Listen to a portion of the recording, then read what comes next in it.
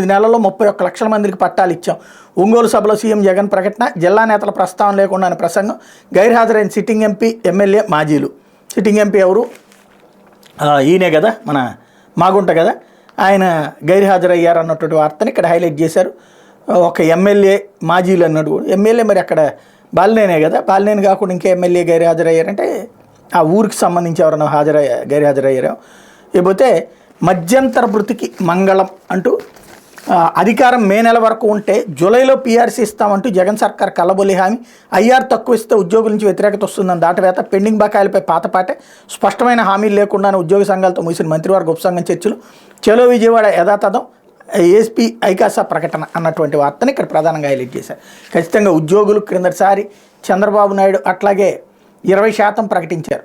అప్పుడు జగన్మోహన్ రెడ్డి 27% అని ప్రకటించాల్సి వచ్చింది. ఫైనల్గా మళ్ళీ అసలు పీఆర్సీ వచ్చేటప్పటికి 23 ఇచ్చారు. దాని మీద పెద్ద అసంతృప్తి రగులుతూ ఉంది. ఇప్పుడు ఆ ట్రాప్లో పడట్లేదు. సేమ్ టైం ఎలక్షన్స్ దగ్గరకు వస్తున్నాయి కాబట్టి ప్రభుత్వం మీద ఒత్తిడి తెచ్చి ఈ టైంలో ఆయన గాడికి సంపాదించాలన్నటువంటిది ఉద్యోగ సంఘాల లెక్క. క్రిందసారి అట్లాగే సంపాదించారు. మరి తెలుగుదేశానికి ఓట్లేశారా? లేదు కదా.